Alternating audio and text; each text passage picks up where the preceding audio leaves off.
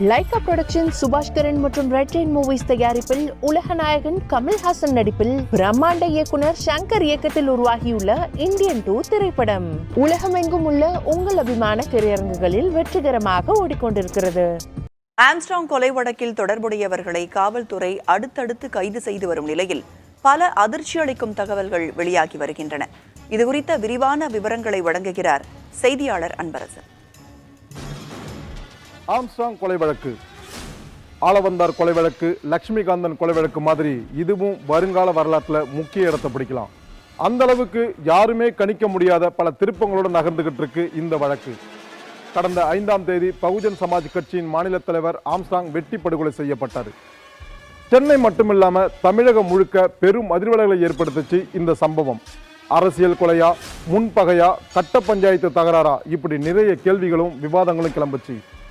கொலை நடந்த சில மணி நேரத்தில் பொன்னை பாலு, திமுக வழக்கறிஞர் அருள், பாஜக நிர்வாகி செல்வராஜ் உள்ளிட்ட 11 பேரை கைது செஞ்சாங்க போலீஸ். இவங்கெல்லாம் யாரு, எப்படி சஸ்பெக்ட் ஆனாங்கன்னு தெரிஞ்சுக்கணும்னா கடந்த 2023ஆம் ஆண்டு கொலை செய்யப்பட்ட ஆற்காடு சுரேஷை பற்றி தெரிஞ்சுக்கணும்.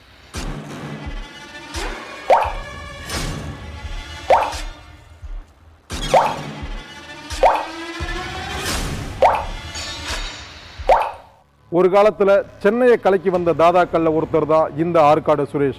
6 கொலை வழக்கு, 25 கொலை முயற்சி வழக்கு, ஆள்கடத்தல், நில அபகரிப்பு, கட்ட பஞ்சாயத்துன்னு 30க்கும் மேற்பட்ட வழக்குகள் இவர் மேல இருக்கு. 15 முறை குண்டர் தடுப்பு சட்டத்தில் சிறைக்கு சென்ற ஆற்காடு சுரேஷ் சிறையில் இருக்கும்போதே எந்த தடையும் இல்லாம தன்னுடைய வேலைகளை தொடர்ந்திருக்காரு. கடந்த 2023ஆம் ஆண்டு பட்டினப்பாக்கம் கடற்கரையில் வெட்டி படுகொலை செய்யப்பட்டாரு ஆற்காடு சுரேஷ்.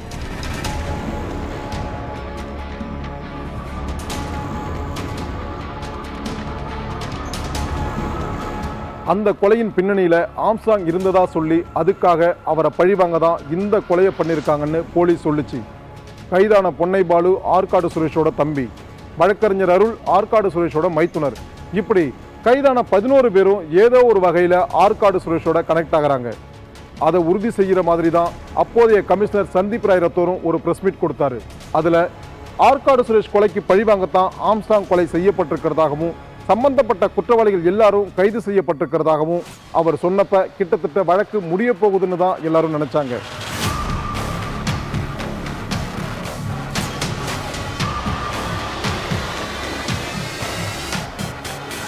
அந்த இடத்துல தான் யாரும் எதிர்பாராத திருப்பமா கமிஷனர் மாற்றப்பட்டார். புதுசா வந்த கமிஷனர் அருண் ஆம்ஸ்ட்ராங் கொலை வழக்கு விசாரணையை தீவிரப்படுத்தினார். ஆல்ரெடி கைதாகி போலீஸ் கஸ்டடியில் எடுக்கப்பட்ட 11 பேரில் ஒருத்தரான திருவேங்கடத்தை என்கவுண்டர் செஞ்சாங்க. இந்த நிலையில தான் ஜூலை 17ஆம் தேதி தமிழ் மாநில காங்கிரஸ் இளைஞரணி துணைத் தலைவர் ஹரிகரன், அதிமுக திருவல்லிக்கேணி மேற்கு கழக பகுதி துணைச் செயலாளர் மலர்குடி, திமுக திருவள்ளூர் மத்திய மாவட்ட இலக்கிய அணி துணை அமைப்பாளர் குமரேசன் மகன் சதீஷ் ஆகிய 3 பேர் கைது செய்யப்பட்டாங்க. தலைமறைவாய் இருக்கிற வடசென்னை பாஜக மகளிர் அணி துணைச் செயலாளரும் படுகொலை செய்யப்பட்ட ஆற்காடு சுரேஷின் மனைவியுமான அஞ்சலையை தேடிக்கிட்டு இருக்கிறதா போலீஸ் தெரிவிச்சாங்க.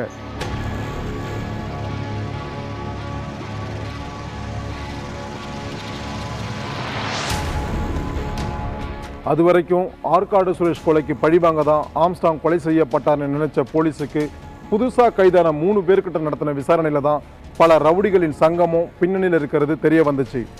தனியா ஆம்ஸ்ட்ராங்கை கொலை செய்ய முடியாதுன்னு நினைச்ச ஆற்காடு சுரேஷின் மைத்துனரான திமுக வழக்கறிஞர் அருள், ஆம்ஸ்ட்ராங் தம்பி பொன்னை பாலு உள்ளிட்ட சிலரை கூட்டு சேர்த்திருக்காரு. பழிவாங்க துடிச்சிட்டு இருந்த ஆற்காடு சுரேஷின் மனைவி அஞ்சலையும் கூட்டு சேர்றாங்க. பிரபல தாதாவின் மனைவியும் அதிமுக நிர்வாகியுமான வழக்கறிஞர் மலர்குடி கிட்ட இருந்து நாட்டு வெடிகுண்டுகளை வாங்கின வழக்கறிஞர் அருள் அதுக்காக பல கட்டங்களா ரூபாய் 10 லட்சத்துக்கும் அதிகமான தொகையை வங்கி கணக்கில் இருந்து மலர்குடிக்கு அனுப்புனதும் போலீசார் விசாரணையில் தெரிய வந்திருக்கு.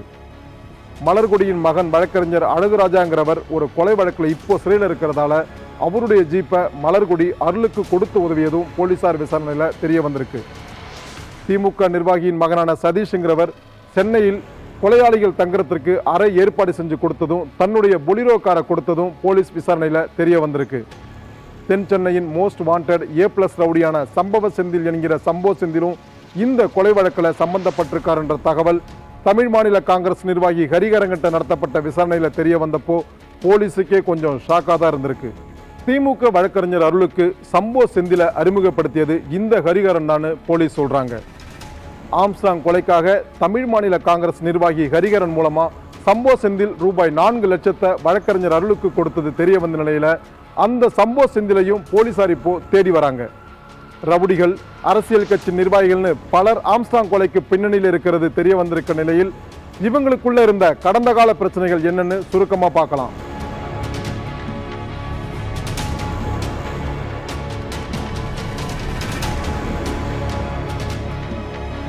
திருவள்ளூர் பக்கத்துல ஒரு கட்டுமான நிறுவன கட்ட பஞ்சாயத்து நடந்தப்போ ஆற்காடு சுரேஷுக்கும் ஆம்ஸ்ட்ராங்குக்கும் நேரடி பகை ஏற்பட்டிருக்கு. ஆற்காடு சுரேஷ் படுகொலைக்கு அப்புறம் அவருடைய தம்பி பொன்னை பாலுவுக்கும் ஆம்ஸ்ட்ராங்குக்கும் திருவண்ணாமலை பக்கத்துல பல கோடி ரூபாய் மதிப்பிலான இடம் தொடர்பான கட்ட பஞ்சாயத்து விவகாரத்தில் நேரடி மோதல் ஏற்பட்டிருக்கு. சோழவரம் பக்கத்துல பல கோடி ரூபாய் மதிப்புள்ள நிலம் தொடர்பான கட்ட பஞ்சாயத்துல ஆம்ஸ்ட்ராங்குக்கும் இப்போ சிறையில் இருக்கிற வட சென்னையை சேர்ந்த பிரபல ரவுடி ஒருத்தருக்கும் இடையில நேரடி மோதல் ஏற்பட்டதும் அதே விவகாரத்தில் பல்வேறு கட்சிகளை சேர்ந்த நபர்களை மிரட்டி ஆம்ஸ்ட்ராங் தரப்பு கட்ட பஞ்சாயத்து செஞ்சதும் தெரிய வந்ததா போலீஸ் சொல்றாங்க.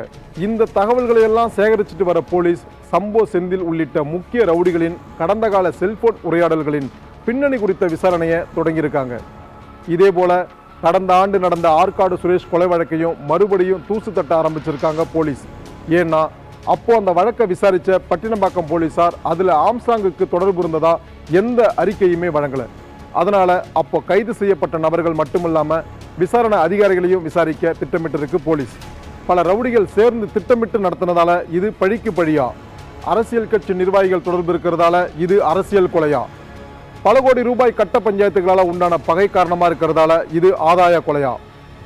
போலீஸ் விசாரணை நிறைவடையும் போது இந்த கேள்விகளுக்கெல்லாம் விடை கிடைக்கும்னு எதிர்பார்க்கலாம்.